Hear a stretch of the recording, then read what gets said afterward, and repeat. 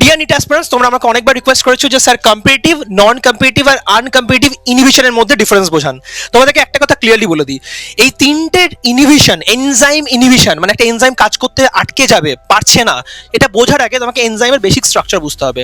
একটা এনজাইমের সবসময় দুটো করে সাইট থাকে, একটা হচ্ছে যে অ্যাক্টিভ সাইট, আর একটা সাইট থাকতেও পারে নাও থাকতে পারে। যেমন ফার্স্ট কেসটার ক্ষেত্রে আমি আঁকবো না সেটা, কারণ সেটা থাকে না, এটাকে বলে অ্যালোস্টেরিক সাইট। সেকেন্ড কেসে কিন্তু অ্যাক্টিভ সাইটও থাকবে, অ্যালোস্টেরিক সাইটও থাকবে, অ্যাক্টিভ সাইটও থাকবে, অ্যালোস্টেরিক সাইটও থাকবে। ইভেন এটার ক্ষেত্রেও অ্যাক্টিভ সাইটও থাকবে, অ্যালোস্টেরিক সাইটও থাকবে। কনসেপ্ট নাম্বার 2, কনসেপ্ট নাম্বার 2 হচ্ছে যে এমটি এনজাইম আর লকড এনজাইম কাকে বলে। এমটি এনজাইম বা ফ্রি এনজাইম মানে হচ্ছে যার অ্যাক্টিভ সাইটে যেখানে সাবস্ট্রেট থাকার কথা, এখানে কে বাইন্ড করে, সাবস্ট্রেট বাইন্ড করার কথা, এই যে সাবস্ট্রেটটা বাইন্ড করেনি যদি হয় তাহলে সেটাকে এমটি এনজাইম বলে। যেমন ছবিতে দেখতে পাচ্ছ, এটা এমটি এনজাইম, এটা লকড এনজাইম, এটা এমটি এনজাইম, এটা লকড এনজাইম। এখন প্রশ্নটা হচ্ছে যে 3 নম্বর কনসেপ্ট, কেএম কাকে বলে। কেএম হচ্ছে আমাকে কি পরিমাণ সাবস্ট্রেট কনসেন্ট্রেশন দিতে হবে যাতে করে আমি রিঅ্যাকশনের ম্যাক্সিমাম ভেলোসিটির হাফ ভেলোসিটিটা গেইন করতে পারি। তাহলে আমাকে এই সবুজটা কতটা পরিমাণ দিতে হবে সেটা ডিসাইডেড হবে আমার এখানে অ্যাক্টিভ সাইডে কেউ বসে আছে কি বসে নেই তার উপরে।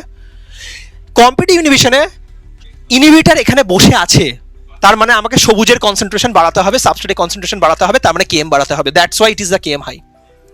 এইখানে কি আমি বলেছি যে সবুজ বসে থাকতে অলরেডি, মানে এখানে অলরেডি সবুজ অলরেডি বসে থাকতেও আগে থেকে পারে অথবা নাও পারে। ইনহিবিটর কোথায় এসে বাইন্ড করছে স্যার? ইনহিবিটর তো স্যার এখানে বাইন্ড করছে স্যার। তাহলে কি করে বুঝবো? ইনহিবিটর যদি এখানে বাইন্ড করে তার সাথে দেখা গেছে যে কেএম বাড়বে কি বাড়বে না, মানে সাবস্ট্রেট বেশি লাগবে বা কম লাগবে এগুলো কিছু ডিপেন্ড করে না, তাই জন্য ওখানে কেএম আনচেঞ্জ থাকবে।